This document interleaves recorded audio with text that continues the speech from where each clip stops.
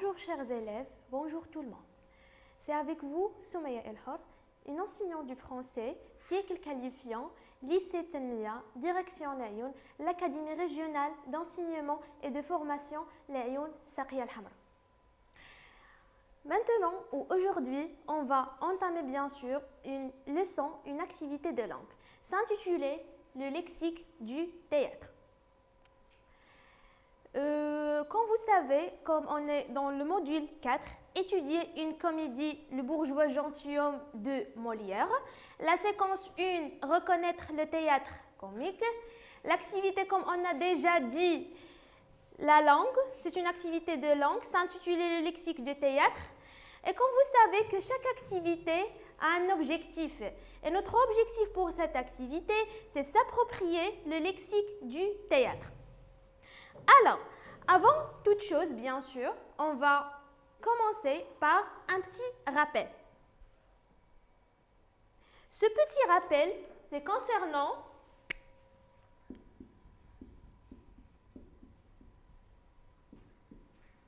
le théâtre,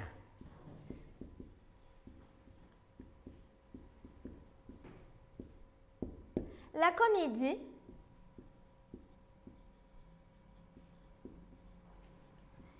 et à la fin, une petite représentation concernant notre module, le bourgeois gentil.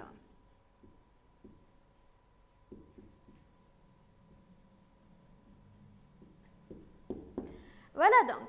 Alors, la première question, qu'est-ce que le théâtre? Le théâtre, tout simplement, c'est un art qui sert à représenter un drame ou une comédie. Il remplit des différentes fonctions. De plus, c'est un genre littéraire particulier qui donne aux gens la possibilité de s'exprimer à l'objectif de se plaire, dénoncer, instruire ou bien inquiéter. Deuxièmement, qu'est-ce que la comédie? La réponse. La comédie, tout simplement, fait partie du théâtre. C'est un genre littéraire, théâtral, cinématographique et télévisuel, fonctionnant sur la tonalité ou sur le registre de l'humeur, le registre comique.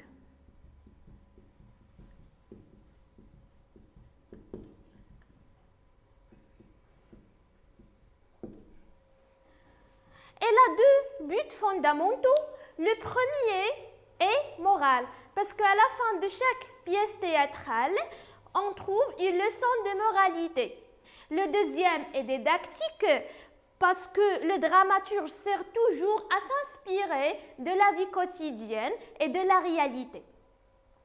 Dernièrement, on a une petite représentation concernant le bourgeois gentilhomme. Alors, le bourgeois gentilhomme, c'est une comédie-ballet publiée en 1670, écrite en 5 actes qui sont en prose, sauf les entrées-ballets qui sont en vers. Bien sûr, l'auteur de cette comédie, c'est Molière, qui est un comédien et un dramaturge français. Alors, notre support, bien sûr, c'est le bourgeois gentilhomme, précisément l'acte premier, scène première. Alors, l'ouverture se fait par un grand assemblage d'instruments et dans le milieu du théâtre, on voit un élève de maître de musique qui compose sur une table un air que le bourgeois a demandé pour une sérénade. On va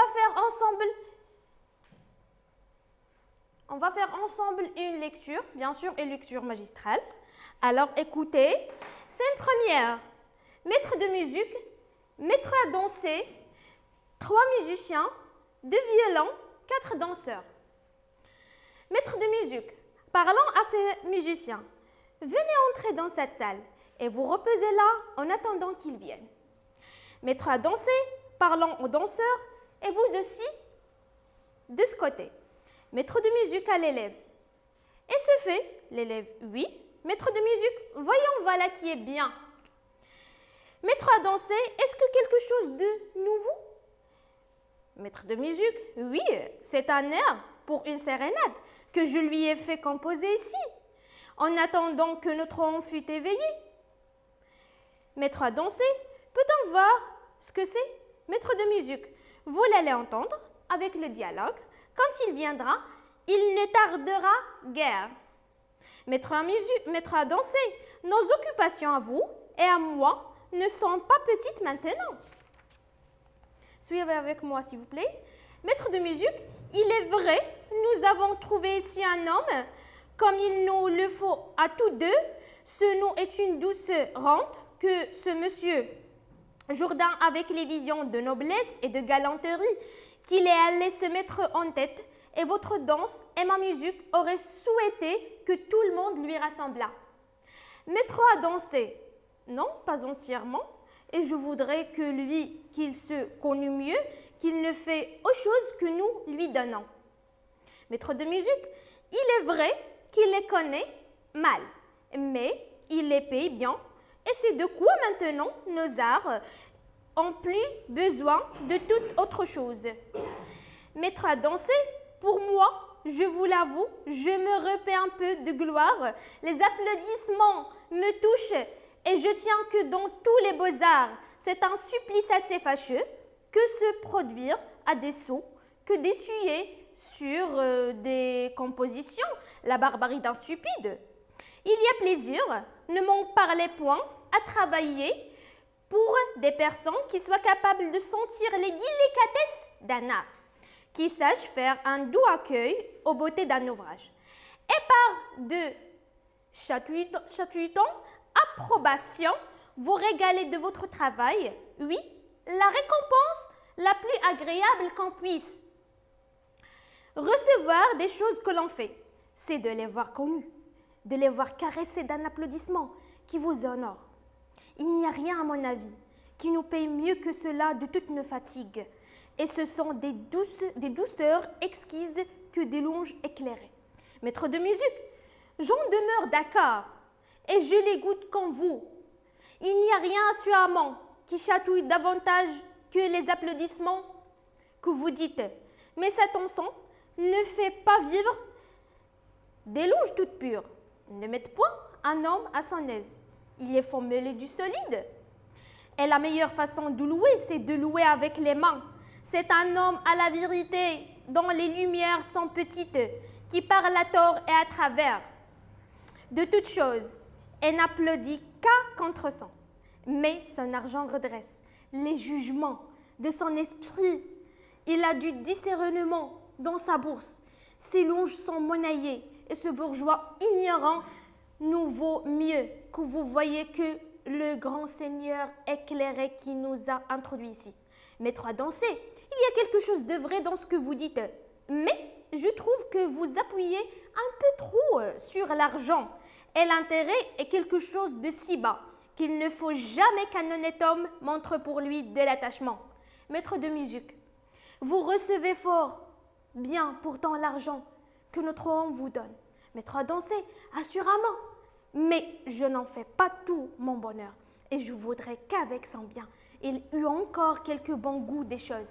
Maître de musique, je le voudrais aussi, et c'est à quoi nous travaillons tous deux autant que nous pouvons. Mais en tout cas, il nous donne moyen de nous faire connaître dans le monde. Et il payera pour les autres que ce que les autres l'auront pour lui. Maître à danser, le voilà qui vient. Alors, après avoir lu notre support, c'est l'acte premier, scène première. On va maintenant poser des questions. On a 7 questions, d'accord? C'est les 2 premières questions, c'est comme une sorte d'identification de texte. Et les autres questions, ce sont des questions concernant, bien sûr, notre leçon, le lexique du théâtre. Alors, des questions. La première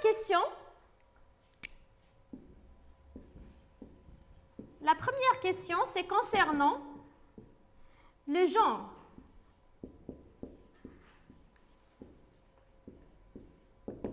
La deuxième question, quels sont les personnages de cette scène? D'accord? Alors, la deuxième question, c'est concernant les personnages principaux.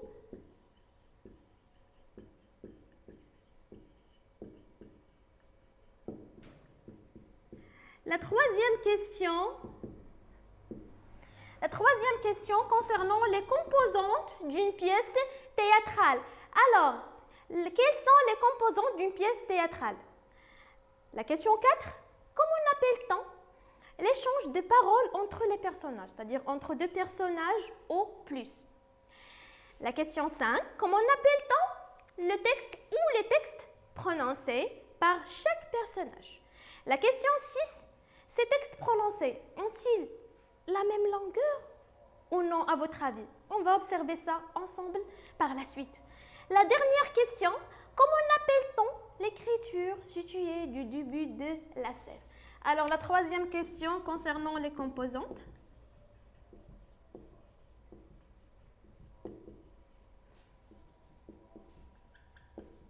D'une pièce théâtrale.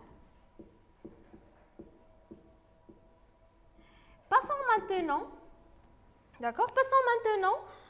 aux éléments de réponse. Alors, pour la première question, c'est concernant le genre, c'est une pièce théâtrale.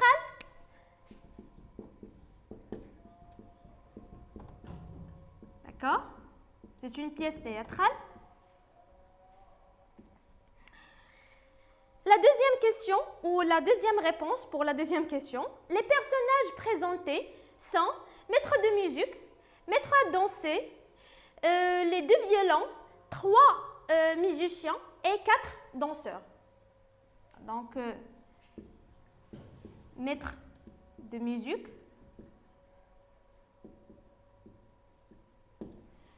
maître à danser,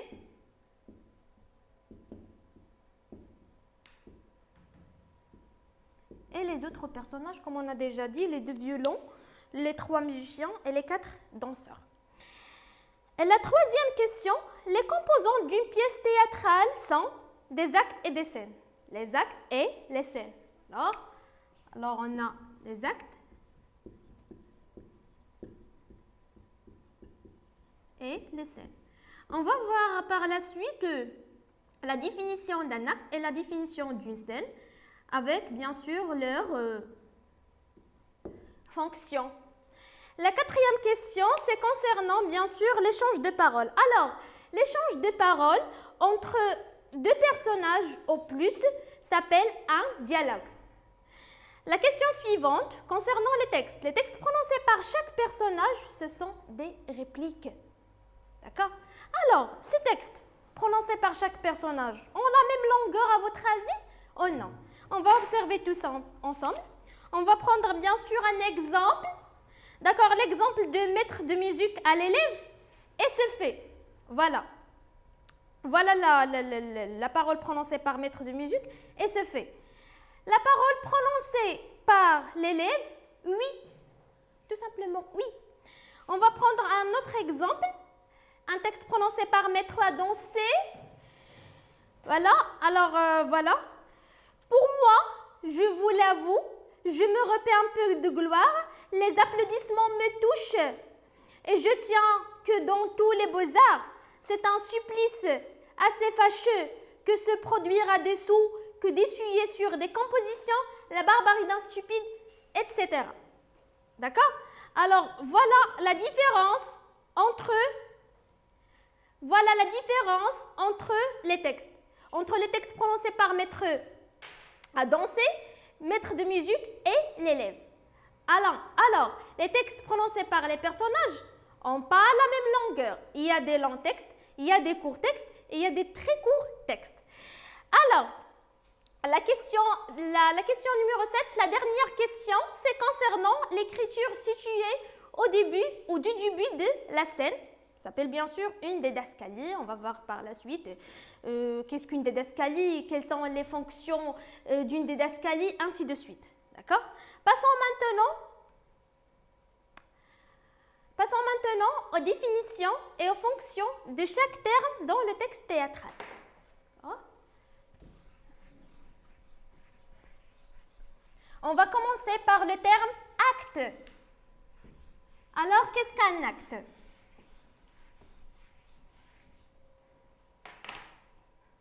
On va commencer par le terme acte.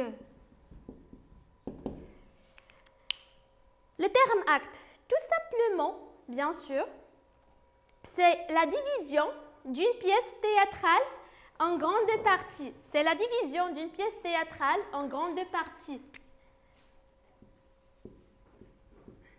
La division d'une pièce théâtrale en grandes parties.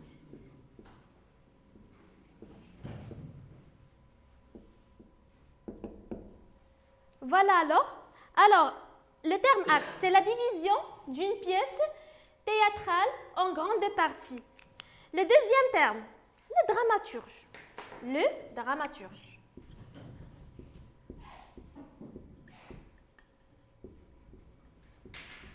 Un dramaturge, c'est l'auteur d'une pièce théâtrale. Tout simplement, c'est l'auteur d'une pièce théâtrale. Une scène. Le troisième terme, une scène. Une scène, c'est le lieu où les personnages ou les acteurs d'une pièce théâtrale jouent. Elle a bien sûr une fonction principale, signaler, sert à signaler l'entrée et la sortie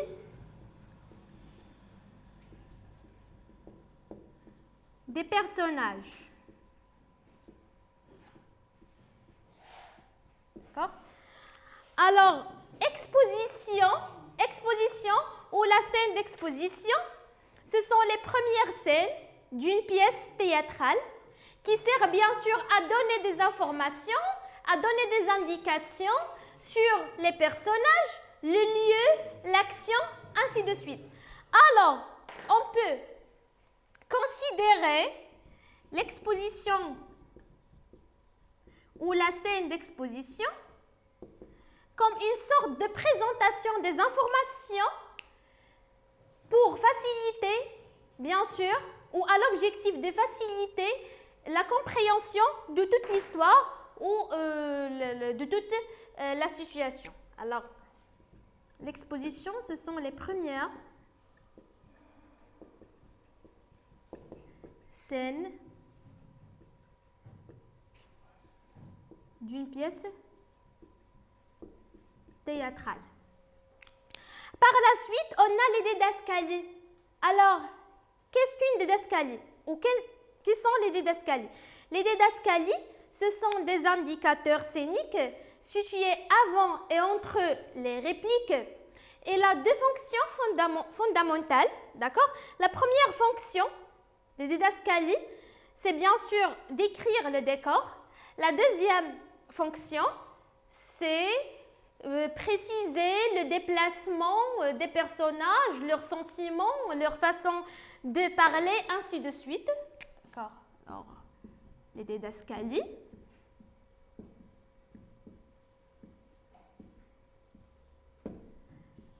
Par la suite, on a le terme dialogue. Le dialogue. Le dialogue, c'est tout simplement un échange de paroles entre les personnages. Voilà. Le dialogue, c'est un échange de paroles entre les personnages, c'est-à-dire entre deux personnages au plus. C'est une sorte de communication. C'est l'échange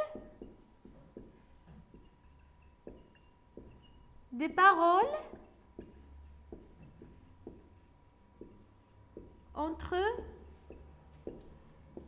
les personnages. D'accord? Alors,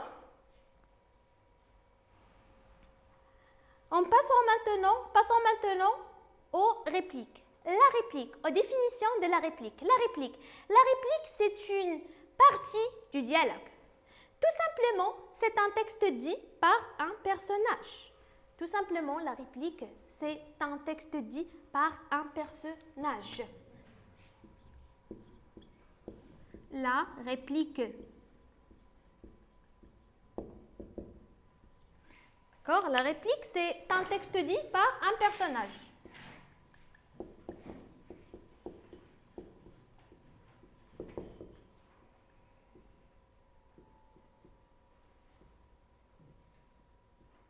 D'accord?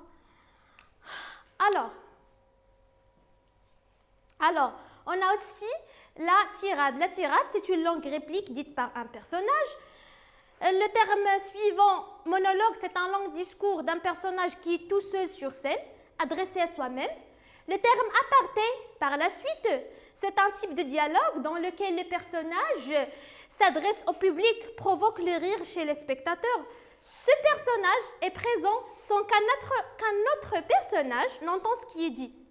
Le prologue, le terme prologue, c'est une partie de la pièce théâtrale qui précède juste l'entrée des personnages. Juste l'entrée des personnages. Alors, on a le terme intrigue, ou l'intrigue, c'est une combinaison des circonstances. D'accord? Autrement dit, c'est l'ensemble des événements, bien sûr, qui forment le nœud d'une pièce. La stichométie, c'est un terme qui ça signifie bien sûr l'échange rapide de paroles entre les personnages, entre deux personnages au plus. Et dernièrement, d'accord, on a le terme répartie. La répartie, c'est toute une très courte réplique. C'est une très courte réplique. Alors, bien sûr, j'ai choisi un petit exercice, une petite application pour terminer cette leçon. D'accord? Alors, après avoir défini les termes et voir la fonction de chaque terme dans le texte théâtral, on va bien sûr faire un petit exercice, une petite application. Alors, on va repérer ensemble le lexique de théâtre en regroupant comme suivant. On a bien sûr un lexique verbal et un lexique non verbal. Un lexique verbal, ce sont des textes prononcés par les personnages, ce sont les paroles prononcées par les personnages. Le lexique non verbal, ce sont des informations et des indications, soit sur le lieu, les personnages, l'action et le décor. Le lexique verbal contient tout simplement 4 termes. Les répliques, le monologue, les tirades et la répartie. Et par la suite, un lexique non verbal qui contient les actes, des scènes et les didascalies. Parce que les didascalies, comme bien sûr, ils cherchent toujours à préciser le déplacement des personnages et décrire le décor. Alors, j'espère que bien sûr la leçon était très claire, était facile. Et bien sûr, à la prochaine vidéo, restez chez vous, d'accord? Restez toujours chez vous. Merci pour votre attention. À bientôt.